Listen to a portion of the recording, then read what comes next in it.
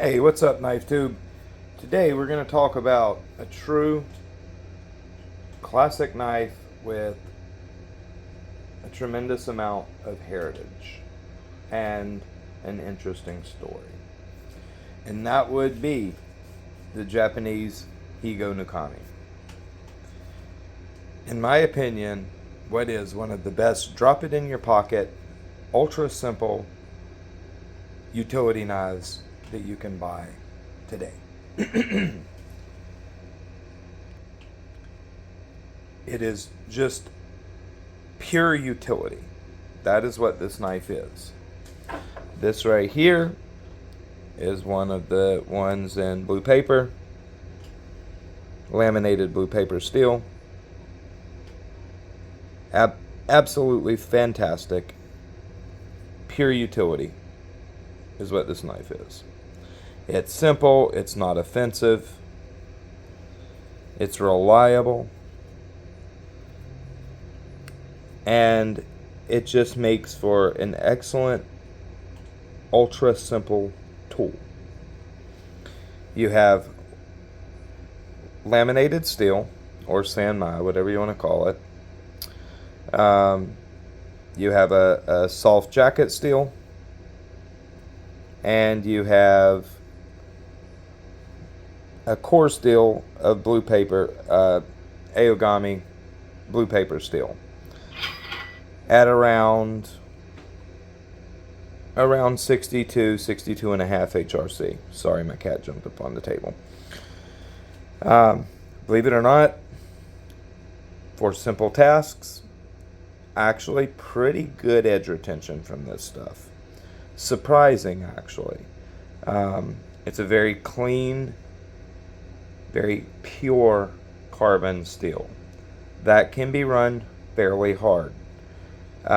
It sharpens absolutely beautifully, and I literally mean that. It is such a pleasure to sharpen this steel. And it's very, very simple. There's no sophistication whatsoever to this knife. It is as simple and basic as it gets, and that's the beauty of it. It won't offend nobody. If you're in the office and you pull this out, it's going to be more of a conversation piece than it is anything. You're definitely not going to have no Karens calling HR on you saying, "He's got a dangerous knife over there. He was cutting his sandwich in the lunchroom with a big dangerous knife. I'm scared." You're not going to have that bullshit. It's going to be more of a talking piece than it is anything. And it's just such a cool little knife. I have a bunch of Higonokamis. Some quite rare ones, actually, that actually mean a lot to me. These are just your simple, $20, $29, $30 Higonokamis. And I really do suggest that every knife person out there get them one of these. And make it your own. Finish, take a file, a rat tail file, or a ceramic rod, a thin piece of ceramic, and, soften these corners, these 90-degree edges. Soften them, make it yours. And it just makes for such a useful little tool that cuts nicely, stays sharp for a long time. If you do want it to keep its fine edge, there is one thing that you have to always keep in mind, and that is this. If you push this, I push it down to there. Now I am not touching. I know to push right there at that. Push down and keep it just about level, maybe slightly under level, and I know that I'm not hitting into the brass. If you push it all the way down, you will. And, brass is a fairly soft material. It's not going to absolutely destroy the edge, but it is going to kill the fine edge of the knife. So, and from things I've read, that's by design. Because remember, these knives were literally given to school children to sharpen their pencils with. You go in, every school kid had one. frickin' kindergartners. That's what they used to sharpen their pencils. You know, their moms would throw them in their lunchbox, in their lunch pail. Literally, it was, you know, a tool that everybody, including children, carried. And then, you know, there was a political person that was killed, not by one of these, but, you know, when that happened, then they put the ban on knives and so on and so forth. But it's very interesting history. If you go read up the history on the Higonokami, it is quite interesting, of where they came from. And basically they come from swordsmiths that was out of a job because, you know, the weapons become illegal. So the swordsmiths basically didn't have a job anymore. So they had to do something.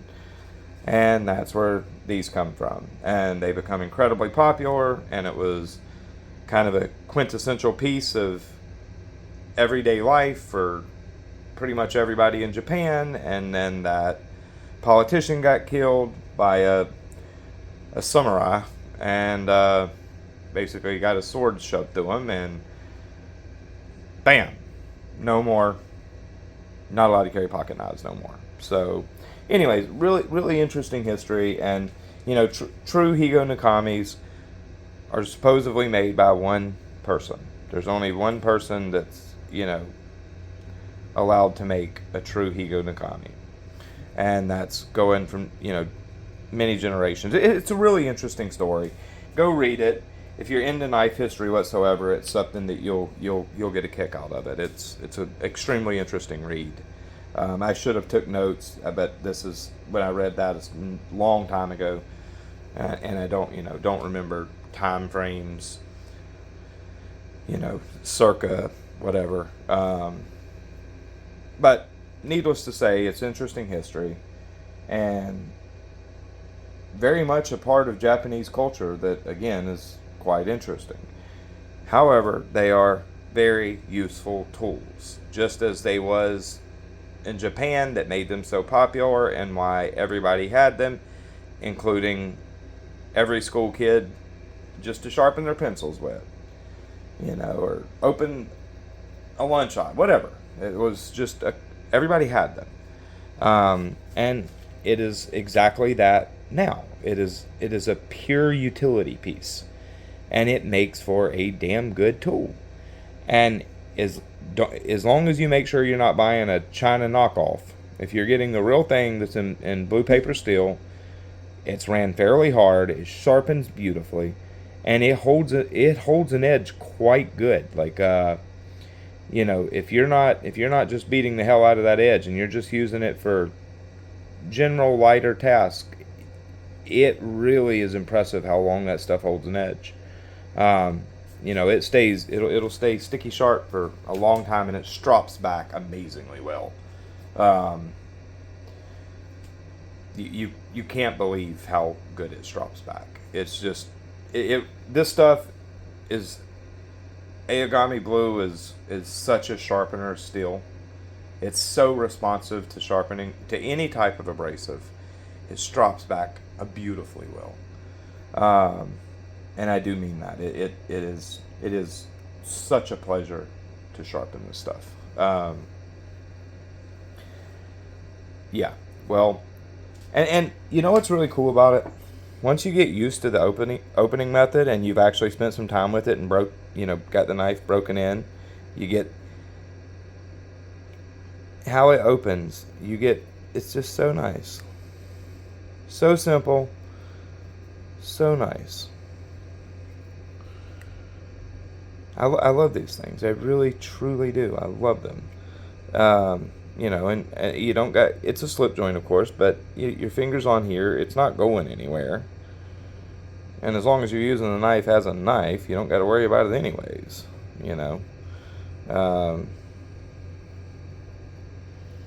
They're just awesome. For the small amount of money that they are, if you're into knives, go buy you one. I have no doubt you'll love it. They're such cool pieces of history, and they make extremely practical knives. They do make one in SK or SK5. It's also, I believe, yeah, it's laminated. I'm pretty sure. Yeah, I know they are. They're laminated. It's a laminated SK5 core. Um, they're a couple points softer than the blue steel.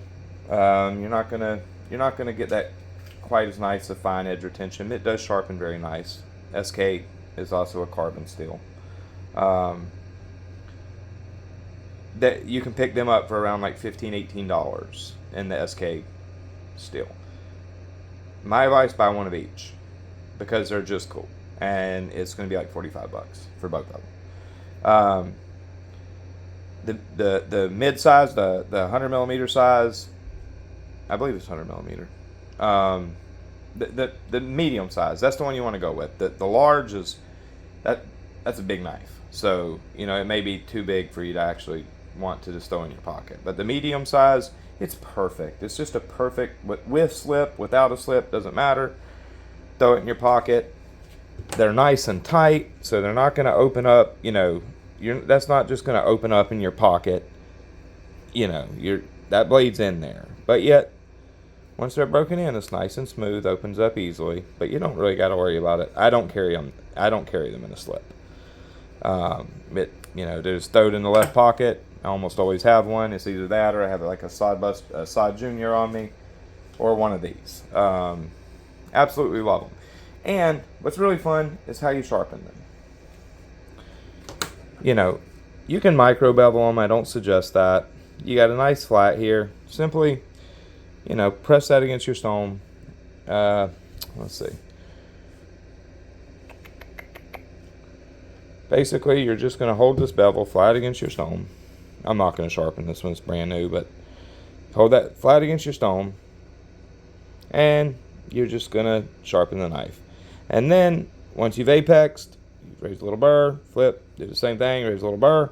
You're going to deburr, and then, because it is, it is a quite hard steel, and you're going to be extremely thin behind the edge off the stone at that point. You're going to want to do a micro bevel.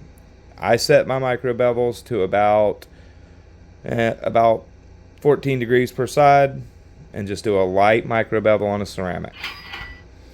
And that is a hair popping edge. It literally will whittle hair, no problem. Slice like a mofo. Just a good cutting edge. And it'll hold it for a long time. And you can strop it back. That stuff on a diamond strop, that stuff will strop back from quite dull. It's actually impressive how strop responsive it is. My advice, when it's just starting to lose some of that fine edge bite, don't strop it on compound. Just strop on a nice piece of leather, make a few passes, bring that stickiness back up, and do that for the first 3 or 4 strop backs. Don't go to diamond. Don't go to a diamond strop until you have to. It keeps you from over polishing the edge when it's starting to get slick. Because remember, very pure steel, extremely pure steel. No carbide. There's no carbide volume whatsoever in this steel. So you literally are depending on the teeth that the stone cuts in as to do your cutting, the micro serration that the stone cuts. And being it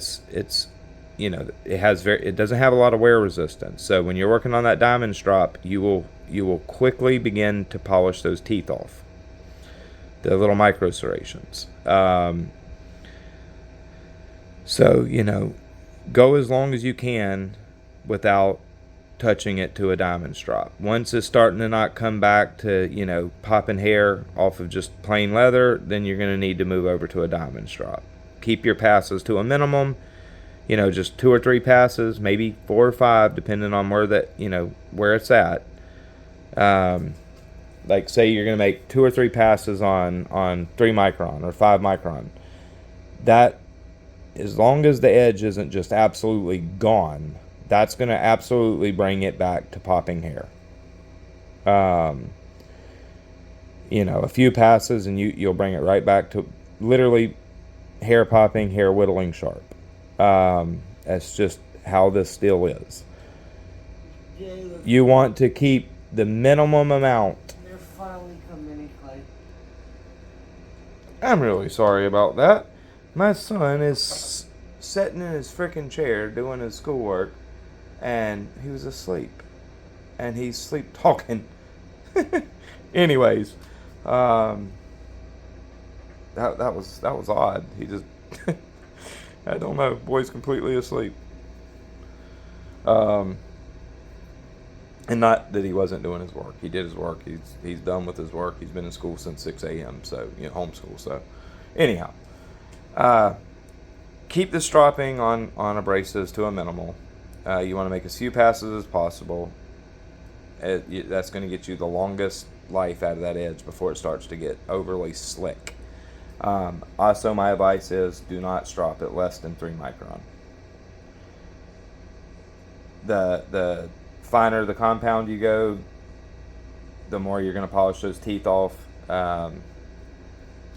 If you want to get the maximum length in between sharpenings, simply 5, 6 micron. Strop it there. Don't take it no less. If you don't have that, you got 3 micron. 3 micron is fine. I wouldn't go no less than that. It's just gonna get you a slick edge quicker.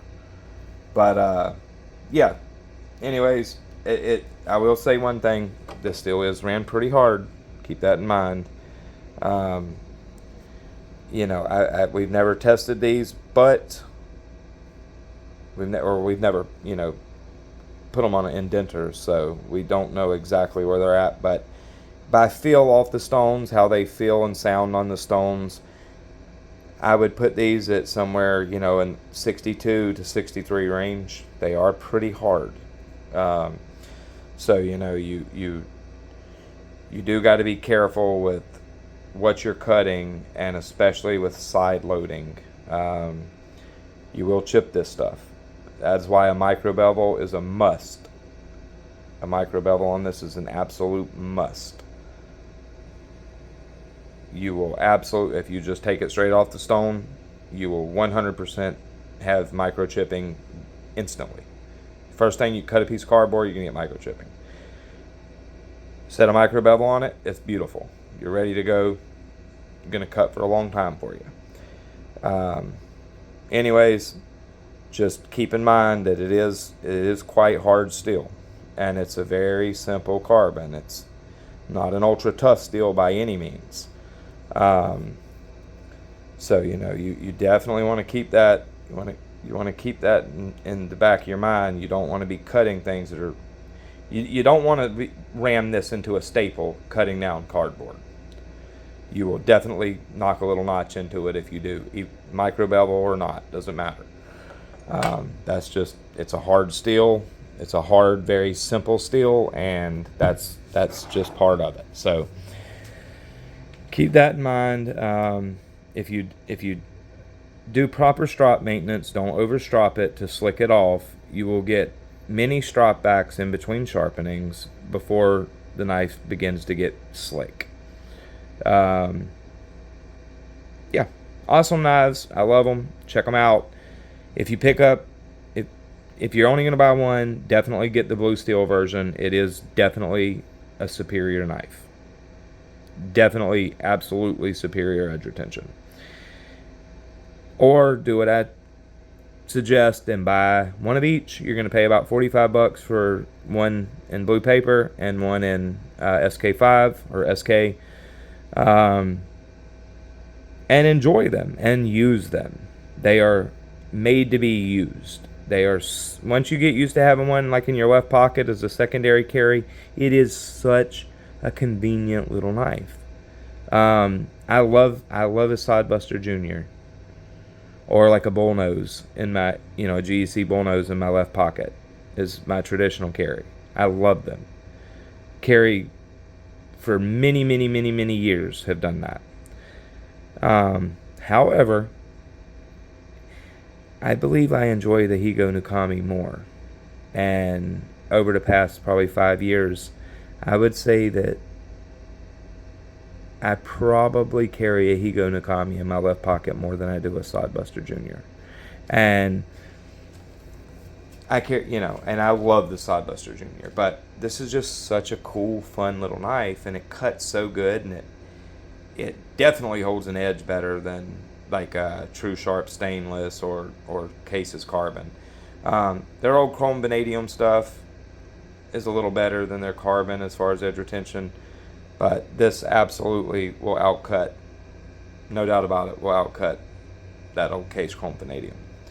So, point is, I really love them. They're fun knives to carry. They're great conversation pieces. Somebody sees it in your hand and sees how, they're immediately going to start asking you about it. I cannot pull that knife out and be around people. 100% somebody will ask me about it. Awesome conversation starters. And you can spend, like I said, around $30 on one of these in blue paper steel. You can spend 15-ish on the 18-ish on the SK steel versions. But there's some very, very nice Higonokamis. There's some very rare pieces. Like, it is a rabbit hole. Just like, the Sodbuster Jr.'s big rabbit hole as far as, like, I just sold a peanut butter and SMKW peanut butter and jelly Sodbuster Jr. for brand spanking new one. I had two, thankfully. I sold it to somebody that would not leave me alone about it for $340 2 weeks ago. $62 knife. People really love these Higonokamis, and the very rare models and special models that are hard to get, they can get going for big bucks. So it is a rabbit hole, just like the limited Case stuff. Big rabbit hole. Some of that stuff gets up big bucks and very, very hard to get. These knives are no different. If anything, I would say they're very similar in collectability to like Sod Juniors are. There's some really special pieces out there that are extraordinarily difficult to get, and I have quite a few Higonokamis. I have some fairly rare pieces, but there's some pieces out there that are next level, and you're talking, they get up to quite substantial money, and for good reason. They're incredibly rare, incredibly collectible, and just freaking cool. So, go read up on the history of the Higonokami. I guarantee you'll find it interesting. Go order one. If you go on Amazon to order them, there are a lot of fakes on there. There's a lot of China counterfeits. First thing, if you're getting the Aogami steel version, the blue paper steel, and it's less than $27, $28, it's a fake. Next, the boxes are pretty much a telltale giveaway. Now, some of the fakes do come in the same boxes as the original. I don't have the box close by, or I'd show you. But if it doesn't come in a box, it's guaranteed a fake. So if you get one that's not in a box, you're guaranteed it's fake. Send it back. If it comes in like a pouch or something, it's a fake. There are a few good sellers on Amazon. In fact, I'll link one that I know sells legitimate Higos. This one right here, $29. And they sell the SK version for, I believe, $18. Those are legitimate knives. They import them from Japan. They're 100% legit.